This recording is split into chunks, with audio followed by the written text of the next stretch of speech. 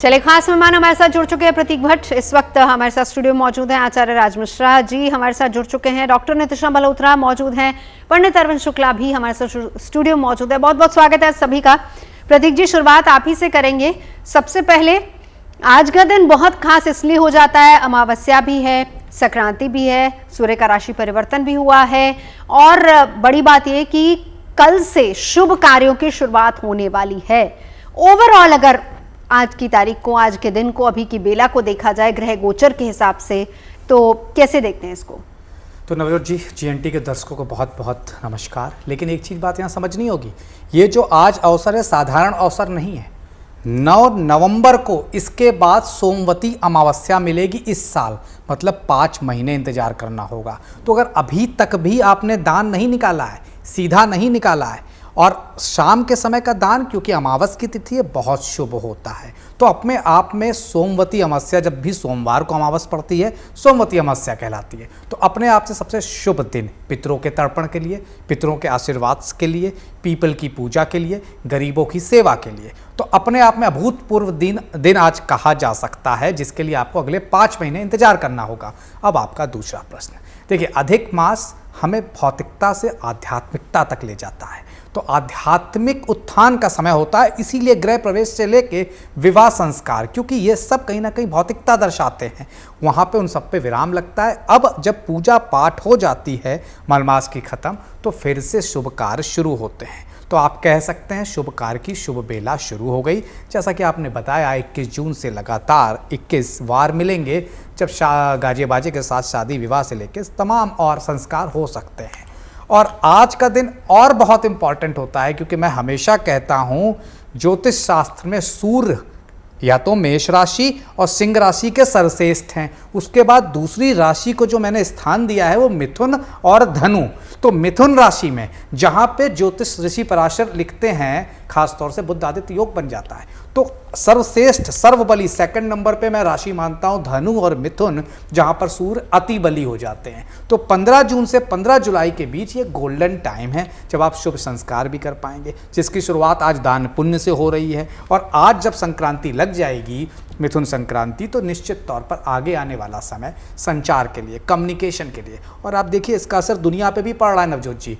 जो ईरान का वॉर चला जा रहा था, लेकिन अब कहीं ना कहीं डॉक्यूमेंटेशन हुआ, कम्युनिकेशन जो ब्रेक था वो शुरू हुआ, क्योंकि मिथुन राशि कम्युनिकेशन की राशि है। वहाँ जहाँ सूर्य आए, तो जो राज सत्ता टकरा रही थी, क्योंकि सूर्य राज सत्ता है, उनमें कम्युनिकेशन वापस शुरू हो गया। तो ये अपने आप में अच्छी खबर है। आज मार्केट भी कहीं ना कहीं अच्छी हुई, क्योंकि कहीं ना कहीं मिथुन राशि शेयर को भी दर्शाती है, बुध शेयर मार्केट को भी दर्शाता है। तो आप सबके लिए, हम सबके लिए एक शुभ बेला है, ये आप कह सकते हैं। बिल्कुल। आचार्य राज मिश्रा जी, आपके पास आती हूँ। इन तमाम चीजों को ध्यान में रखते हुए अगर कल से हम माने कि 21 दिन अति शुभ होने वाले, स्पेसिफिकली डेट्स पर आगे जाऊंगी, लेकिन उससे पहले ओवरऑल ग्रह गोचर क्या कहता है, स्पेशली देश, दुनिया, इंडिविजुअल्स के लिए? सूर्य का भी राशि परिवर्तन हुआ है जी। एक्चुअल में यह समय सबसे महत्वपूर्ण होगा। और अगर ग्रह गोचर की बात किया जाए, यह सूर्य का जो राशि परिवर्तन है, और सूर्य स्पेशली मिथुन राशि के अंतर्गत जाएंगे।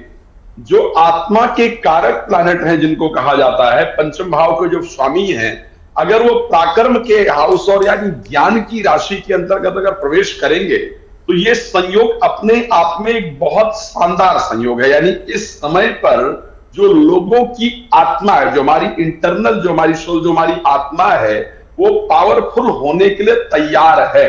बस आवश्यक है कि हम उसको पावरफुल करने का प्रयास करें। अगर उस पर हम लोग कोशिश करेंगे, मेहनत करेंगे, तो ऐसी परिस्थिति के अंतर्गत इस समय किया गया दान, इस समय किया गया जप, और इस समय जो ग्रह गोचर की, अगर मैं आगे कुछ परिस्थितियों की बात करूं, तो मैं कह सकता हूं कि 2 आचार्य दैत्यों के आचार्य शुक्र, देवताओं के आचार्य बृहस्पति, दोनों एक साथ कर्क राशि के अंतर्गत गोचर कर रहे हैं, जिसको काल पुरुष में हृदय की राशि कही गई है।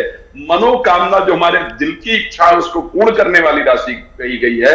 और वहां पर बैठ करके वो 10th हाउस को दृष्टि दे रहे हैं, मकर राशि को, जिसको स्पेशली प्रोफेशनल लाइफ की राशि कही गई है। तो ये संयोग अपने आप में बहुत शानदार संयोग है, इसको साधारण संयोग नहीं कहा जा सकता है। दूसरा, यहां पर लक्ष्मी कहा जाता है शुक्र को, और विष्णु कहा जाता है बृहस्पति को। दोनों का एक्चुअल मिलन, और फिर दोनों एक त्रिकोण के स्वामी है, एक केंद्र के स्वामी है। शुक्र जो है वो अगर काल पुरुष की कुंडली में देखा जाए तो 7th हाउस के स्वामी है, केंद्र के स्वामी है। और उसी के साथ अगर बृहस्पति को देखा जाए तो बृहस्पति 9th हाउस को रिप्रेजेंट करते हैं, यानी त्रिकोण के स्वामी है। तो एक प्रकार से विष्णु और लक्ष्मी का अगर मिलन कहा जाए तो उसमें कोई गलती नहीं होगी। साथ में स्वयं जब सूर्य का मिथुन राशि में प्रवेश हो गया है तो वहां पर कौन कौन इस समय विराजमान है? मिथुन राशि के अंतर्गत चंद्रमा स्वयं विराजमान है, उसके साथ बुध स्वयं विराजमान है। सूर्य का पहुंच जाना एक बुद्धादित्य योग का भी अपने आप में निर्माण हो गया है। मंगल का स्वग्रही होना, राहु का इस टाइम पर अपने घर के अंदर कहूंगा कुंभ राशि के अंतर्गत होना, ये संयोग अपने आप में शानदार संयोग है। सिर्फ आवश्यक है कि इस ग्रह गोचर का जो परिस्थितियां अभी बनी है उसका लाभ उठाने का प्रयास किया जाए। इस समय पर अपने कार्य पर जो पूरी निर्भीकता के साथ प्रयास करेगा, कोशिश करेगा, उसको निश्चित रूप से फल की प्राप्ति होगी। सूर्य का मिथुन राशि में जाकर के बुध के साथ गोचर करना ये कहता है कि जो इस टाइम अपने काम में पूरी डेडिकेशन के साथ लगा रहेगा, अपने आत्मा को अच्छी चीजों की तरफ लगाएगा, अपनी आत्मा को जागृत करने का प्रयास करेगा, उस व्यक्ति के जीवन में चाहे जितनी प्रॉब्लम चल रही हो लेकिन उस प्रॉब्लम से बाहर निकलने का जो वे है, जो रास्ता है, वो उसकी अंदर अंतरात्मा खुद तैयार कर देगी। अगर कोई बहुत दिन का एंजाइटी या नेगेटिविटी या समझ ही नहीं आ रहा कि मतलब क्या करूं, कैसे करूं, या कुछ हो भी पाएगा, तो क्योंकि सूर्य बुध के साथ चले जाएंगे मिथुन राशि में, और बुध को एस्ट्रोलॉजी में सरस्वती कहा जाता है, बुध को एक्चुअल में 3rd हाउस को रिप्रेजेंट करते हैं। तो कहीं ना कहीं जो सही पराक्रम है, ओवर कॉन्फिडेंस नहीं, जो कॉन्फिडेंस है, चीजों को सॉल्व कैसे करना है, वो उनसे मिलती है। तो जब आत्मा के कारक, उस कॉन्फिडेंस के कारक और सरस्वती जिनको कहा जाता है, उनके साथ कनेक्ट होंगे, अगर इस समय को सही तरीके से उपयोग किया जाएगा तो वो रास्ता निश्चित रूप से आपको निकाल करके देंगे कि हाँ, अब प्रॉब्लम को हम सॉल्व कर सकते हैं। लेकिन आवश्यक है कि समय को नवजोत सही तरीके से यूटिलाइज किया जाए, जल्दबाजी ना किया जाए। कि मंगल स्वयं मेष राशि में गोचर कर रहे हैं, काल पुरुष की पहली राशि में, तो अगर आपने मतलब जल्दबाजी आपके अंदर लाने के लिए तैयार है, और वो कहते हैं ना सावधानी हटी तो दुर्घटना घटी वाली पोजीशन होगी। खैर जीएनटी देखते रहेंगे तो कब क्या करना है वो पता नहीं, यहीं पर आगे आपको बताते जाएंगे, आपकी राशि के हिसाब से भी बात करेंगे। और दूसरा, जो 21 शुभ दिनों की चर्चा हम कर रहे हैं कि शुभ 21 बार ही बचे हैं, उस पर भी कौन से अति शुभ हैं आपके हिसाब से, उस पर आगे बात करेंगे। एक बार नितिशा जी आपके पास आते हुए, आज का दिन बहुत अहम इसलिए भी हो जाता है, जैसे राज जी ने भी जिक्र किया, प्रतीक जी ने भी जिक्र किया, सोमवती अमावस्या कितनी अहम है। अभी भी देखिए 4 बजे का वक्त है, हालांकि तिथि के हिसाब से भले ही कहा जाए कि सुबह समाप्ति हो चुकी है, लेकिन बावजूद इसके पूरा दिन ये ऑन रहती है। तो क्या कुछ किया जा सकता है, कितनी इंपॉर्टेंट है अमावस्या? थैंक यू नवजोत जी, और जीएनटी के सभी दर्शकों को, पैनलिस्ट को, और आपको भी नवजोत जी राधे राधे, और सभी को जय मां पीताम्बरा। देखिए आज का दिन बेहद शुभ है, और हम लोग भी बहुत दिन बाद मिल रहे हैं, तो सब दर्शकों के लिए भी शुभ है और हमारे लिए भी शुभ है कि आज सोमवती अमावस का जो समापन है वो हो तो चुका है टाइम वाइज, लेकिन तिथि तो पूरा दिन वही मानी जाती है जो उदया तिथि होती है हमारे हिंदू पंचांग के अनुसार। तो शाम को 5:33 से लेकर 7:14 तक अमृत बेला लग रही है, जो बहुत ज्यादा विशेष हो जाती है। जिन्होंने अभी तक इस विशेष दिन का अवसर नहीं उठाया, वो लोग अभी भी इस दिन विशेष अवसर उठाएं और ये कार्य जरूर करें। आज अपनी कुल देवी, अपने पितरों के तर्पण के लिए आपके घर में जो भी प्रॉब्लम्स चल रही हैं, जो भी, चाहे आप कामकाज की बात करें, चाहे आप विवाह की बात करें, जो भी रुकावटें हैं आपके जीवन में, वो सभी आप पितरों के आशीर्वाद से, कुल देवी के आशीर्वाद से समाप्त कर सकते हैं। खीर बनाइए अपने घर में, अपनी कुल देवी को खीर का भोग लगाइए, पुरोहितों को, पंडितों को जाकर के खीर खिलाइए। अभी भी बहुत समय आपके पास है, क्योंकि अगले 5 महीने तक आपको सोमवती अमावस का वेट करना पड़ेगा और पितरों को प्रसन्न करने का भी वेट करना पड़ेगा। और जिनको माता से संबंधित कष्ट है या जिनकी माता बीमार है, उनके लिए तो ये दिन बेहद शुभ हो जाता है। तो आज के दिन खीर बनाएं, और साथ ही साथ आज के दिन चावल, दूध, चीनी यानी सफेद वस्त्र, सफेद चीजों का दान जरूर करें। आज के दिन ये सब दान करने से आपका चंद्रमा भी अच्छा होता है और पितृ दोष भी समाप्त हो जाता है। तो आज का दिन शुभ भी है, और साथ ही साथ आज के दिन संक्रांति, मिथुन राशि में सूर्य का प्रवेश, ये बहुत स्पेशल माना जाता है कि मिथुन राशि में सूर्य महाराज आए हैं और अपने से एकादश भाव आए हैं, यानी सिंह राशि से वो एकादश गए हैं। साथ ही साथ लक्ष्मी नारायण योग बना हुआ है, पुरोहित योग बना हुआ है और सर्वार्थ सिद्ध योग। और 18 जून जो आने वाला है वो बहुत स्पेशल होने वाला है, क्योंकि गुरु महाराज पुष्य नक्षत्र में जाएंगे। तो आने वाले दिन गुड न्यूज चैनल एक तरह से ग्रह भी खुश हो चुके हैं कि अब हम भी गुड न्यूज के साथ साथ जुड़ जाते हैं, ग्रह अच्छे चलते हैं, और ताकि सभी के लिए गुड न्यूज की तरह परिवर्तन हो सके। तो अभी तक हम लोगों ने जो भी चीजें देखी, अब ग्रहों का नक्षत्र परिवर्तन या राशि परिवर्तन सबके लिए बहुत महत्वपूर्ण और बहुत स्पेशल रहने वाला है। अब आप ये ग्रहों की बात कर रही हैं, आप कह रहे हैं कि गुड न्यूज टुडे पर ये गुड न्यूज आप दे रही हैं। अरविंद शुक्ला जी, सबसे बड़ी गुड न्यूज देख के नवजोत जी, आपका प्रोग्राम देख के ग्रहों को भी लगा कि अब हमें गुड न्यूज सबको देनी चाहिए। इस वक्त मैं आप चारों लोग स्क्रीन पर बैठे हैं, इस वक्त सही मायने में अगर सबसे बड़ी गुड न्यूज की किसी को दरकार है ना, तो वो पूरी दुनिया को है। अरविंद शुक्ला जी, क्या पूरी दुनिया के लिए गुड न्यूज आएगी? क्योंकि देखिए हर जगह पर उथल पुथल मची हुई है, हर जगह पर अनसर्टेनिटी का माहौल बना हुआ है। क्या ये जो ग्रह गोचर है, क्या ये ग्रह गोचर दुनिया के लिए गुड न्यूज ला रहा है?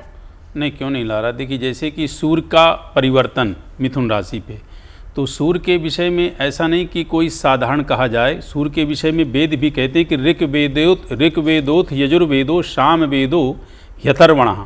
और यजुर्वेद में वैसे भी आया है, सूर्यो अजायता श्रोत्राद वायुश्च प्राणश्च मुखादग्नि राजायता।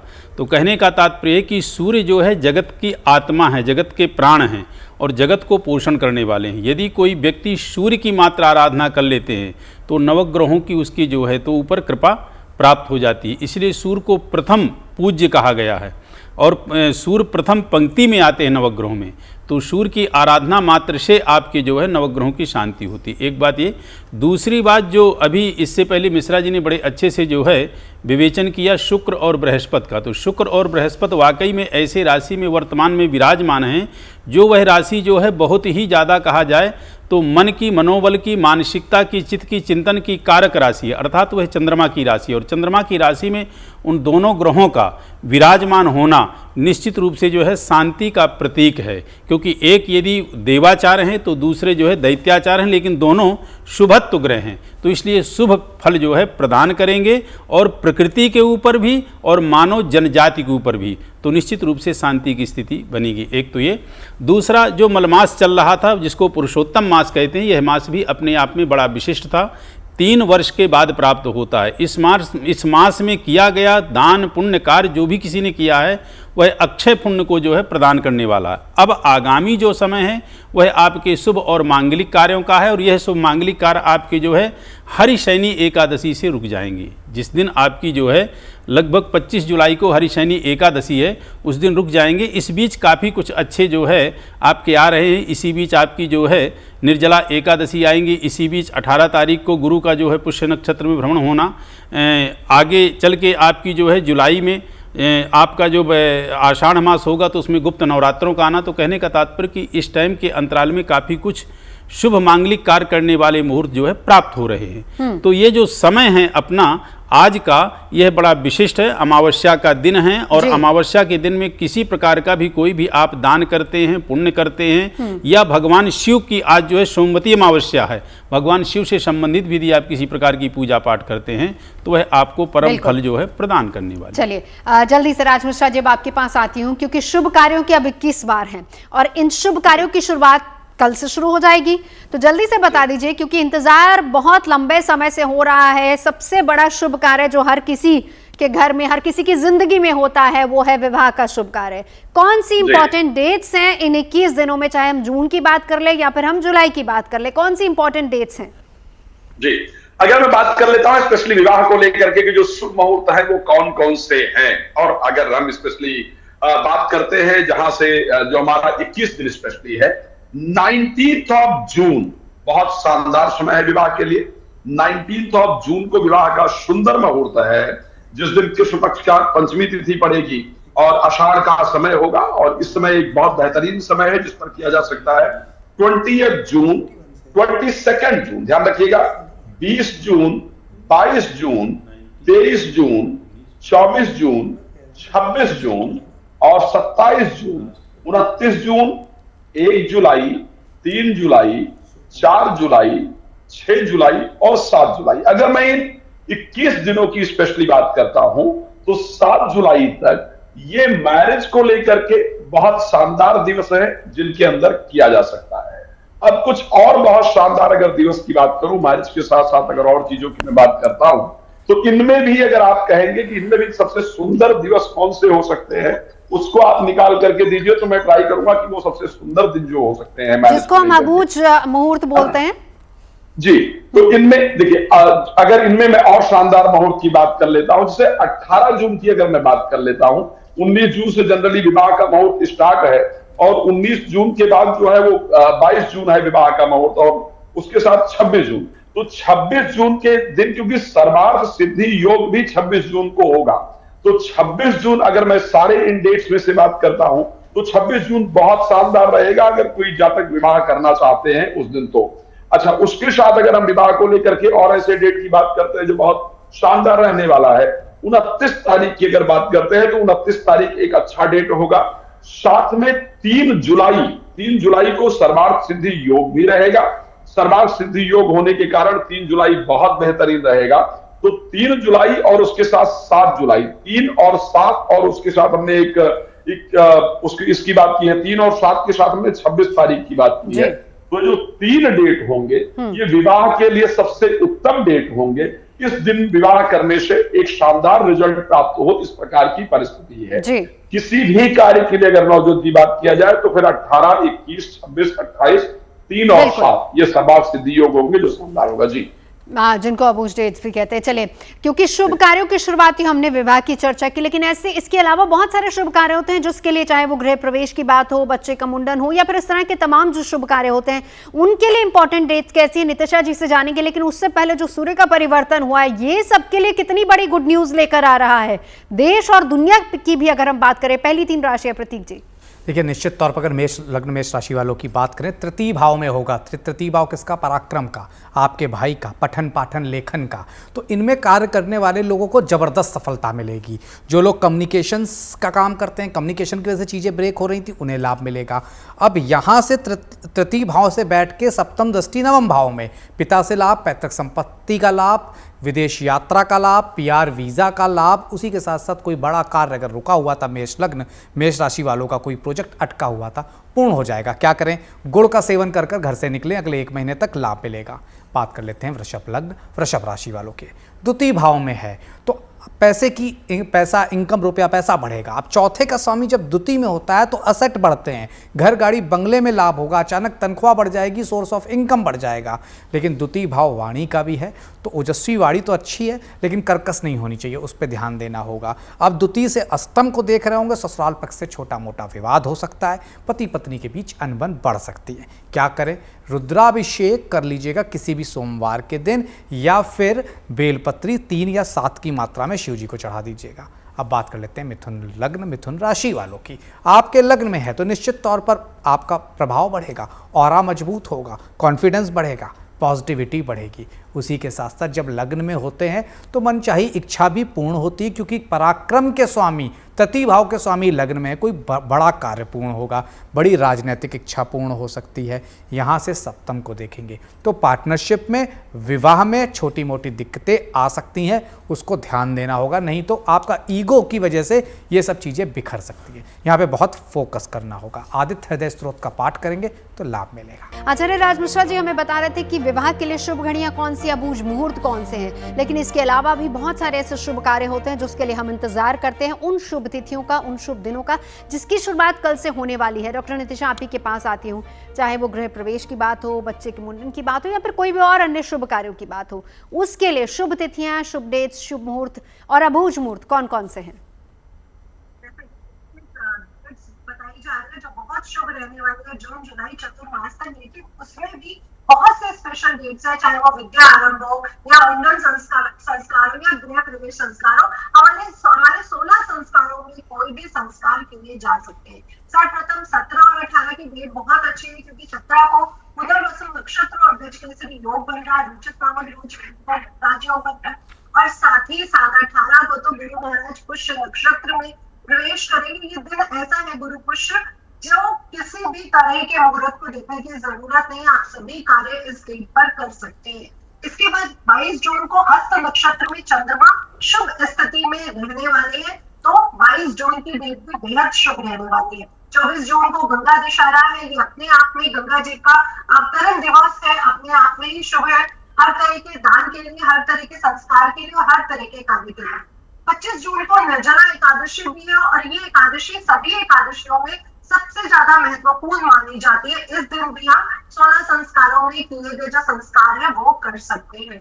29 जून जो ज्येष्ठ माह की पूर्णिमा है, पूर्णिमा तिथि अपने आप में ही बेहद स्पेशल मानी जाती है, इसलिए ज्येष्ठ माह की जो पूर्णिमा तिथि है वो भी बेहद शुभ रहने वाली है। इसके बाद 2 जुलाई, 3 जुलाई और 9 जुलाई, ये जो 3 डेट्स है ये और भी ज्यादा स्पेशल रह हो जाती है। अब 7 जो डेट्स मुझे मिल रही है वो बहुत ज्यादा स्पेशल है, जिसमें पहली 18 जून है, दूसरी 22 जून है, तीसरी 24 जून है, पांचवी 25 जून है, छठी 2 जुलाई, सातवीं 3 जुलाई।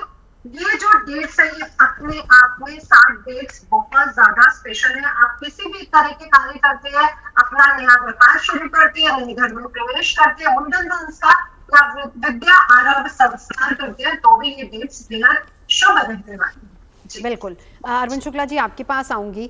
मैं चाहूंगी कि साथ ही साथ आप इन 21 दिनों में, क्योंकि हम 21 बार की बात कर रहे हैं, ऐसे समय जो अबूझ मुहूर्त है, जिस दिन हमें किसी भी शुभ मुहूर्त या फिर तिथि की आवश्यकता नहीं है, जरा उसके बारे में बता दीजिए, जिस दिन हम कोई भी कार्य कर सकते हैं।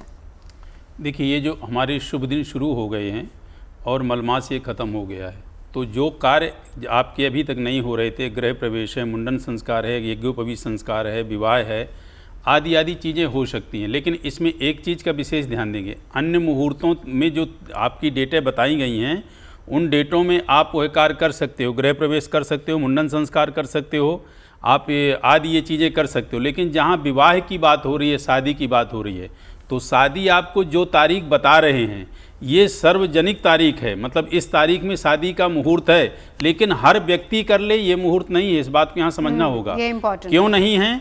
क्योंकि शादी में जो है लड़की का गुरु बल, लड़के का सूर्य बल और दोनों का चंद्रमा बल बहुत ज़रूरी होता है देखना। अर्थात लड़की का गुरु पूज्य तो नहीं है, लड़के का सूर्य पूज्य तो नहीं है और दोनों का चंद्रमा उस दिन अरिष्ट तो नहीं है जिस दिन शादी हो रही हो, फेरे हो रहे हों। इसको आप जो है जिन पंडित जी से आप अपनी शादी तय करवाते हैं, शादी शुद्धवाते हैं, उनसे अवश्य आप जानकारी लें। ऐसा नहीं कि हम चैनल में बता रहे हैं उन डेटों को आपने नोट करके और शादी के लिए आपने फिक्स कर दिया, ऐसा ना करेंगे। एक बात ये। दूसरी बात, शादी किस राशि से निकालते हैं और किस राशि किस से जो है अन्य कार्य करते हैं। प्रायः व्यक्ति के 2 नाम होते हैं, एक होता है राशि का नाम, एक होता है चलतू नाम। तो शादी प्रायः जो हम करते हैं वो राशि से करते हैं, जो हमारा जन्म से जो है राशि होती है, जन्म राशि होती। कहते हैं कि जन्म राशि प्रधानित्वम नाम राशि न चिंतयेत, नाम राशि प्रधानित्वम जन्म राशि न विद्येत। कुछ कार्य नाम राशि पे होते हैं, कुछ कार्य जन्म राशि पे होते हैं। जन्म राशि पे क्या क्या होते हैं? शादी है, विवाह है, मुंडन है, यज्ञोपवीत है, ये आदि आदि चीज़ें आपकी जो है जन्म राशि से होती हैं। तो इन चीज़ों का ध्यान रखेंगे। एक तो आप उसी डेट जो डेटें शादी की बताई हैं आप ज़रूर उस पर करें, लेकिन अपने किसी पंडित जी से, किसी ज्योतिषी से, किसी ब्राह्मण से ये ज़रूर पूछें कि क्या त्रिबल शुद्धि है दोनों की, लड़की और लड़के की। गुरु की जो है शुद्धि लड़के की और सूर्य नहीं, गुरु की शुद्धि जो है बच्ची की, लड़की की, और सूर्य की जो है शुद्धि लड़के की, और दोनों की उस दिन जो है चंद्रमा की स्थिति ठीक होनी चाहिए। तो इस चीज़ का आपको विशेष ध्यान देना। अब ये जो इतने दिन आपके वो मिल रहे हैं, तो इन दिनों में गृह प्रवेश की जो तारीख बता रहे हैं उसमें आप आंख बंद करके गृह प्रवेश कर सकते हैं, उसके लिए किसी से आपको पूछने की आवश्यकता नहीं है। मुंडन संस्कार की जो आपको मुहूर्त बता रहे हैं उस दिन भी आप कर सकते हैं, उसमें भी किसी से पूछने की जरूरत नहीं है, क्योंकि आप जो है जो पूछें, जो समझे, वो सिर्फ आप अपने शादी के विषय में। और ये जो समय है आपका, यह समय बड़ा इंपॉर्टेंट है। इसके बाद जैसे हरिशयनी एकादशी आएगी, 4 माह के लिए फिर से आपके मांगलिक कार्य रुक जाए, चतुर्मास की शुरुआत हो जाएगी। बिल्कुल, चलिए आगे बढ़ते हैं। सूर्य की राशि परिवर्तन की भी क्योंकि बात हो रही है, आज संक्रांति है तो सूर्य का भी परिवर्तन है, इसका असर कितना होगा देश और दुनिया के लिए? क्या अच्छी खबर आ रही है? प्रतीक जी, 6 राशि अगली कर्क से धनु तक। देखिए, कर्क लग्न, कर्क राशि वालों की बात करें, 12वें भाव पे हो रहा है, तो विदेश से कोई शुभ समाचार मिल सकता है, किसी बड़ी एमएनसी से कोई शुभ समाचार मिल सकता है, वीज़ा पीआर रुका हुआ था वो मिल सकता है। लेकिन 12वें भाव में अगर सूर्य जाता है तो जरूर खासतौर से, क्योंकि मिथुन का स्ट्रांग है, द्वितीय भाव का स्वामी 12वें पे जा रहा है यहाँ पे, तो सबसे ज़्यादा ध्यान देना होगा अपने धन पर। धन चोरी होने का भय रहेगा, धन लॉस का होगा डर, उसी के साथ कर्ज लेन देन में बचना होगा इस दौरान। पैसे का कहीं ना कहीं संचय करना अगले 1 महीने आपके लिए बहुत ज़रूरी है। हालांकि लग्न में बृहस्पति शुक्र बैठे हैं इसलिए कोई समस्या नहीं आएगी, क्योंकि बृहस्पति ऋषि पराशर कहते हैं बृहस्पति लग्न में 1 लाख दोष दूर करते हैं और निश्चित तौर पर आपका जीवन यहाँ से बेहतर रहेगा। सिंह राशि की बात करें 11वें भाव में, तो निश्चित तौर पर लग्नेश जब 11वें भाव में चले जाएं तो कोई बड़ी महत्वाकांक्षा पूर्ण होगी, कोई बड़ा लाभ मिलेगा, कोई बड़ी राजनीतिक महत्वाकांक्षा पूर्ण होगी, जबरदस्त पैसे का लाभ दिखता है, अचानक धन कहीं ना कहीं समृद्धि आती हुई दिखती है, सामाजिक पद प्रतिष्ठा बढ़ेगी। उसी के साथ साथ यहाँ से आपके मित्र भी देखे जाते हैं, मित्रों से सहयोग, कोई उच्च पदस्थ व्यक्ति से बड़ा जबरदस्त सहयोग आपके व्यापार को, आपकी नौकरी को, आपकी आमदनी को आगे ले जाएगा। अब कन्या राशि की बात करें, कन्या लग्न कन्या राशि वालों दशम में होंगे। दशम में सूर्य को सबसे ज़्यादा बली माना गया है, तो करियर में कोई बड़ा मूवमेंट, जो लोग नौकरी की तलाश कर रहे थे मिल जाएगी, जो लोग प्रमोशन की बात कर रहे थे हो जाएगा, जिन लोगों की चीज़ें अटकी हुई थी करियर में किसी भी रूप में वो पूर्ण होंगी। निश्चित तौर पर दशम का सूर्य जब चौथे को भी देखता है तो राजसत्ता का लाभ होता है, सरकारी पद प्रतिष्ठा मिल सकती है, सरकारी घर गाड़ी बंगला मिल सकता है, ओवरऑल लाभ के संकेत हैं। तुला लग्न तुला राशि की बात करें, 9वें भाव में होगा, एकादश का स्वामी अपने से एकादश लाभ ही लाभ लेके आया है, कोई जबरदस्त लाभ का संकेत इस समय मिलेगा। उसी के साथ साथ विदेश यात्रा हो सकती है, विदेश जाने की तरफ कहीं ना कहीं डेट फ्रीज हो सकती है। भाग्य भाव में होने की वजह से भाग्य का साथ जबरदस्त मिलेगा, पिता का साथ जबरदस्त मिलेगा, धार्मिकता की तरफ बढ़ेंगे, किसी बड़े मंदिर भी जा सकते हैं इस दौरान। 9वें भाव में होने की वजह से पैतृक संपत्ति से लाभ और अधिकारी वर्ग से ऊपर बैठे हुए व्यक्तियों से जबरदस्त लाभ के संकेत हैं।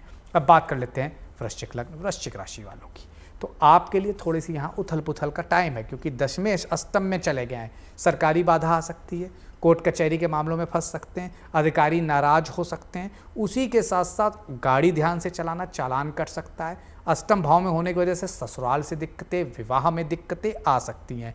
नौकरी व्यापार में बाधा, उलझने बढ़ेंगी। इन सब चीज़ों को टालना ही बेहतर रहेगा। कोई बड़े डिसीजन बिजनेस में, डिसीजन मेकिंग जॉब में नहीं करिएगा। अब बात कर लेते हैं धनु लग्न धनु राशि वालों की। आपके 7वें भाव में होगा कौन? नवमेश। तो निश्चित तौर पर विवाह की में कहीं ना कहीं जो दिक्कतें थी खत्म होंगी। जिन लोगों के डाइवोर्स या सेपरेशन चल रहे थे खत्म होंगे। उसी के साथ साथ कोई नया रास्ता खुलेगा। पार्टनरशिप के लिए बड़ा अच्छा समय, व्यापार के लिए बड़ा अच्छा समय, व्यापार बढ़ता हुआ इस दौरान नजर आता है। क्या उपाय करें? निश्चित तौर पर केसर का तिलक बृहस्पतिवार और रविवार लगाकर घर से निकले तो लाभ मिलेगा। चलिए आगे बढ़ते हैं। अब हम इन 21 दिनों की शुभ बात कर रहे हैं कि कैसे 21 दिन शुभ रह सकते हैं। आचार्य राज मिश्रा जी, आपके पास आऊंगी। हमने विवाह की चर्चा कर ली और नितिशा जी ने बता दिया कि कौन से अन्य शुभ कार्य जो किए जा सकते हैं, लेकिन इसके अलावा अगर कोई इच्छा पूर्ति हो, कोई अच्छी इच्छा पूर्ति चाहे, कोई प्रमोशन चाहे, नौकरी चेंज करना चाहे, नया वाहन कोई खरीदना चाहे, किसी रिलेशनशिप में अगर आप जा रहे हैं, तो क्या उसके लिए भी समय शुभ हो सकता है? देखिए, हर चीज के लिए शास्त्र कहता है ग्रहधीनम जगत सर्वम ग्रहधीनम नरावरा। ये संसार ग्रहों के अधीन है और ग्रह के अधीन ही हम सब लोग हैं। ग्रह की दिशा व्यक्ति के जीवन की दशा को बदल देती है। तो जब ग्रह का परिवर्तन हो रहा है, सारी परिस्थितियों का परिवर्तन हो रहा है, शुभ समय की शुरुआत हो रही है, तो उसमें हर चीज के लिए अच्छे मुहूर्त का नियम है। हमारे शास्त्र के अंतर्गत तो हर एक चीज का एक मुहूर्त दिया गया है कि अगर ये समय है, इसमें ये किया जाए तो लाभप्रद होगा। जैसा कि 18 जून को अगर देखा जाए तो अमृत सिद्धि योग रहेगा। 11 जुलाई को अगर देखा जाए, अगर मैं सिर्फ 21 दिनों की बात कर रहा हूं, तो ये 2 दिन अमृत सिद्धि योग का दिन है। स्वास्थ्य से संबंधित किसी भी प्रॉब्लम के लिए इस दिन अगर आप कोई ऑपरेशन कराना चाहते हैं, कोई कंसल्ट करना चाहते हैं, मेडिकल का बहुत इमरजेंसी नहीं है, इस दिन का आप इंतजार कर सकते हैं। तो मेडिकल किसी भी डिस्कशन के लिए, हेल्थ से रिलेटेड किसी भी प्रॉब्लम को सॉल्व करने के लिए, इवन अगर मैं कहूं कि आप एक्सरसाइज स्टार्ट करना चाहते हैं, घर पहले दिन करना, जब इच्छा हो शुरू कर देना चाहिए। लेकिन अगर आप कोई डेट आपके पास है कि हम इस डेट से स्टार्ट करेंगे, तो आप कोई भी एक्सरसाइज स्टार्ट करना चाहते हैं तो 18 जून इज गुड। एंड उसके साथ 11 जुलाई बहुत बेहतर डेट है।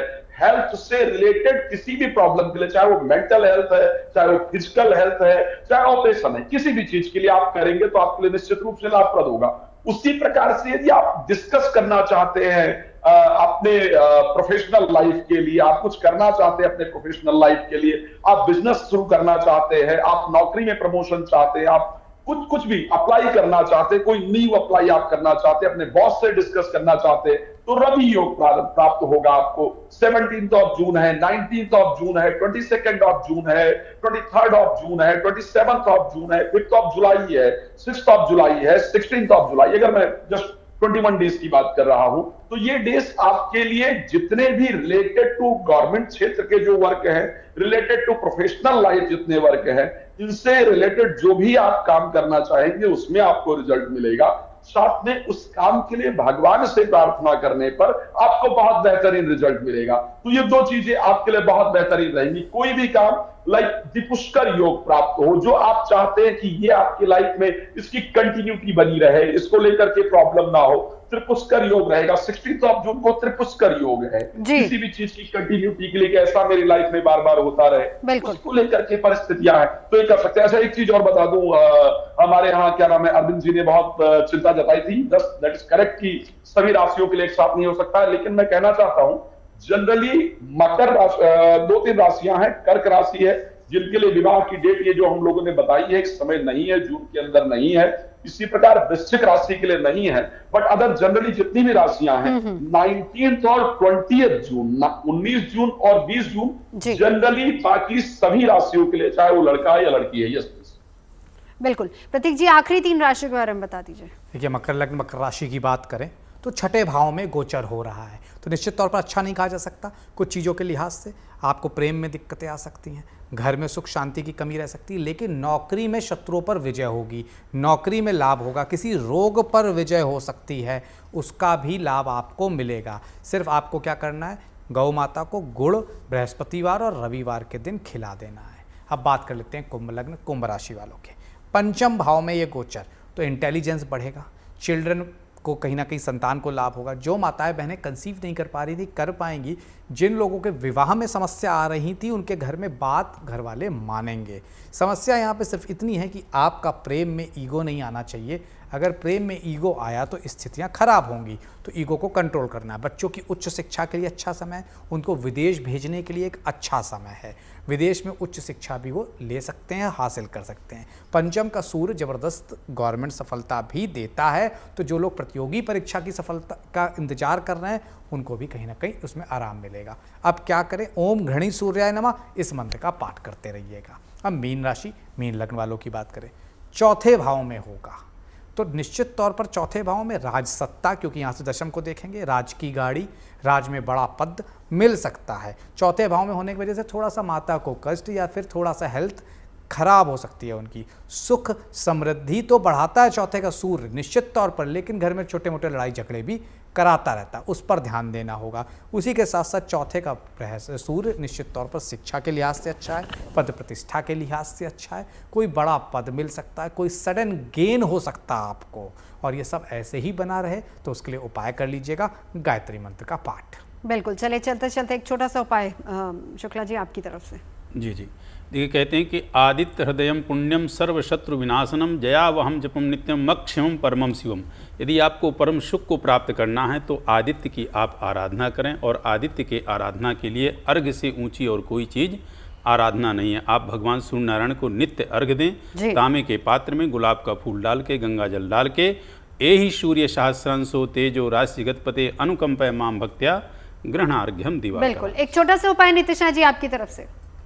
जी बिल्कुल, मैं कहना चाहूंगी आज के दिन अपनी चौखट पर हल्दी वाला लेपन करें और 2 दीपक अपने मुख्य द्वार पर जरूर जलाएं, और जो भी कार्य आपके नहीं हो रहे हैं उसके लिए प्रार्थना करें कि ये कार्यों में रुकावट आ रही है, पितृ देवता कुल देवता ये सभी कार्य मेरे हो। और पीपल के पेड़ के नीचे भी जरूर जाकर एक दीपक जला करके आए, और कुछ पंजीरी जरूर चींटियों को डालें, आपकी सभी मनोकामनाएं पूर्ण होंगी। बिल्कुल, चलिए बहुत बहुत धन्यवाद आप तमाम खास मेहमानों का हमारे साथ यहाँ पर जुड़ने के लिए। अगर आप मुझसे जुड़ करके अपनी समस्याओं का समाधान चाहते हैं और चाहते हैं कि आपकी समस्याओं को ज्योतिष के माध्यम से सुलझाया जाए, तो आप हमसे संपर्क कर सकते हैं, जुड़ सकते हैं एस्ट्रो तक पर।